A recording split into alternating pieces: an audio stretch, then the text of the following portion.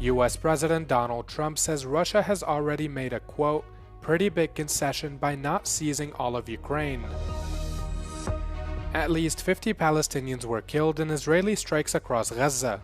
The army is threatening to scale up attacks if no progress is made in returning the hostages.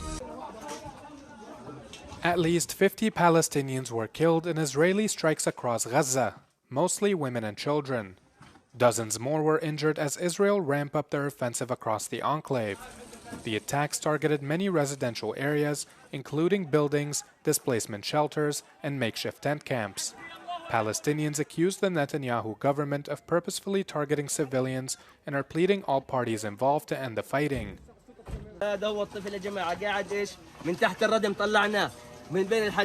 هذا الطفل ايش سوى يا عمي لحكومه نتنياهو؟ هذه عماره سكنيه ضربوها يا عمي بصاروخين اف 16 يا عمي احنا شعب غلبان، احنا يا عمي بدنا ناكل ونشتغل ونقول يا رب الستر، تعبنا يا حكومه نتنياهو، يا حكومه حماس تعبنا يا جماعه ان شاء الله تخلصوا الحرب. Two attacks in the north killed at least 28 Palestinians, according to the Hamas-run Gaza Health Ministry. At least 7 others, including a woman and 4 children, were killed as Israeli missiles struck the southern city of Khan Yunis. The attacks coincide with an ongoing blockade of the Strip, which has been in place since early March. The UN says that medicine and food are reaching critically low levels, warning that the collapse of the entire aid operation is imminent. Israel says the blockade is to prevent Hamas from looting and regrouping, and to pressure the group into releasing the remaining hostages, a tactic rights groups say is a war crime. The UN's humanitarian office is calling on world leaders to exert pressure on Israel to allow for the resumption of aid and avoid further human suffering.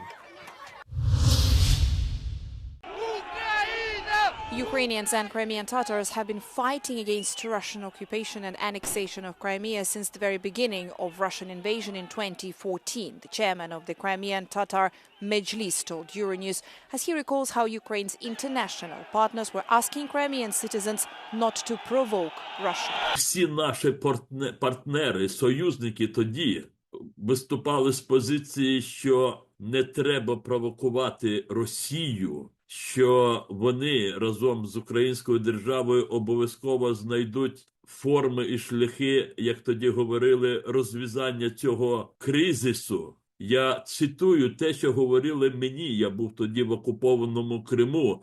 Той, хто докіряє нам, що ми не здійснили спротив, я думаю, що треба згадати трусливу позицію власних держав, які виступали гарантами безпеки української держави в межах Будапештського меморандуму.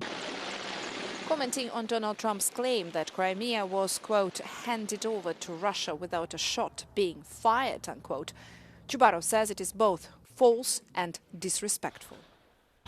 Це велика зневага до і українських військових, які були вбиті перші дні захоплення.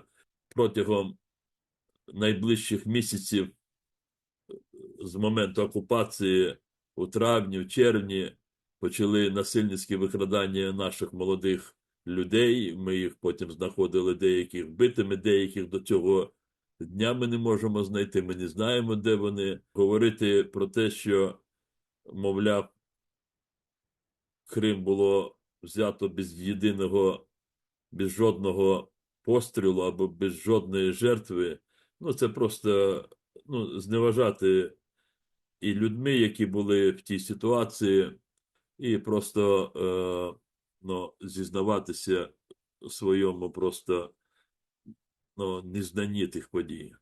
Donald Trump has increased pressure on Kyiv regarding territorial concessions from Ukraine, which could allegedly include recognizing the annexation of Crimea, the idea Kyiv and Crimean Tatars have repeatedly rejected.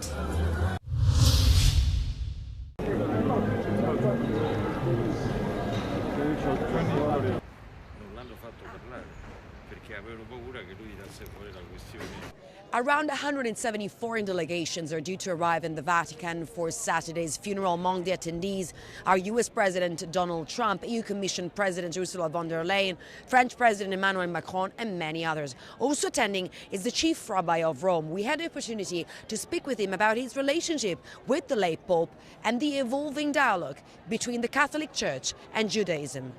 Momenti di disaccordo non sono mancati, ma questo fa appunto parte del dialogo, perché il dialogo significa confrontare opinioni differenti e posizioni differenti, perché se no è pura retorica. Ecco, allora e noi non siamo più con la bocca chiusa, nel senso che se ci sono cose, ma anche dall'altra parte, che non vanno bene secondo noi o secondo loro, ce le diciamo francamente e apertamente. L'importante è che ci sia rispetto e disponibilità all'ascolto. As Saturday is a day for Shabbat, the rabbi will walk to the funeral as using a car is not allowed. And we'll have to wait for the conclave to elect the next pope to see how the dialogue between the two faiths evolves. Giorgio Orlandi for Euronews in the Vatican. NATO Secretary-General Mark Rutte has urged all 32 member nations to devote more funds, equipment, and political energy to the world's largest military alliance. The move comes as European countries ramp up defense spending to meet the agreed-upon 2% threshold ahead of the upcoming NATO summit in The Hague in June. It also follows threats by U.S. President Donald Trump of walking away from NATO if Europe does not increase defense spending to at least 5% of GDP. It has to be considerably higher than this famous 2%, which we wanted to achieve by 2024. We have seen the last couple of days countries like Belgium and Spain and Italy saying we will reach the 2% in time for the summit. So that's not 2024, but close. But clearly with 2% we cannot defend NATO territory. It has to be considerably higher. And I've said before, it has to be considerably north of 3%. Rutte insists the increase in spending is to ensure NATO's safety and not just match the U.S. He added that the alliance must be fully competent and ready to weather any storm, particularly against one common threat. We all agree in NATO that Russia is the long-term threat to NATO territory, to the whole of the Euro-Atlantic territory. The comments came during a visit to Washington to meet with high-ranking U.S. defense officials, including Defense Secretary Pete Hegseth. The NATO boss was also questioned by reporters on the ongoing peace talks to end the war in Ukraine, but declined to give his opinion as to not hinder the process. Protesters rallied in cities across Slovakia to condemn legislation approved by parliament they say could be harmful. Slovak lawmakers passed the controversial bill which imposes tight restrictions against non-governmental organizations. Protesters slammed the law as Kremlin-style, likening it to Russia's foreign agent law. The measure would require, among other things, NGOs to publish reports with details on their leaders and any donors who've contributed more than €5,000 a year. The government says the measure will make the financing and functioning of civil groups more transparent. Critics say the law violates the Constitution, including the right to privacy, freedom of expression and freedom of association, as well as various European Union rules.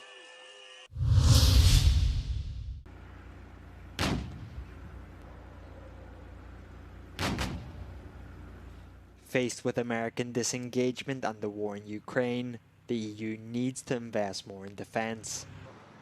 In order to do this, the European Commission proposes redirecting part of the funds from the cohesion programme, originally created to reduce regional disparities between the 27 member states. But the Greens don't agree. The money we are having in the cohesion programs are dealing with economic challenges, social division, and we can see that there are some more challenges to deal with. So that's why we think that we need to invest in security, yes, but we need to do that with fresh money and not by recycling some of the cohesion money as the Commission is proposing. The cohesion fund accounts for €392 billion, or a third of the European budget between 2021 and 2027. At present, they can't be used to finance armies or purchase military equipment. However, They can be used to finance products with dual civil-military use, such as drones or machinery. Wzmacnianie mostów, dróg dojazdowych przy granicach z Rosją, Ukrainą i Białorusią, budowanie schronów pod budynkami użyteczności publicznej, czy też przygotowywanie szpitali na ewentualny konflikt zbrojny. To są inwestycje, które na co dzień służą mieszkańcom, a w czasie wojny mogą służyć również obronności. The European Commission would like to make these conditions more flexible to give capitals greater leeway in the use of these funds. Many of the places that are poorest in the EU are also places under the greatest Russian threat. So it doesn't necessarily hurt the fight against European inequalities that way. It still brings things together. If you're investing in, in modernizing industry in Bulgaria and Romania, you're still investing in the cohesion of the EU. But obstacles remain. For example, 37% of the cohesion fund must be allocated to climate-related projects. The European Commission proposes that these funds could also be allocated to decarbonisation, housing, water and energy. China has launched 3 more astronauts into space, making a further step forward in the country's ambitions for a crewed mission to the moon and to explore Mars. The Shenzhou 20 spaceship took off successfully around 5 p.m. local time at the Yingquan Satellite Launch Center on Thursday. It is headed for China's Tiangong space station, where astronauts will conduct medical science, maintenance and install new equipment, says Beijing.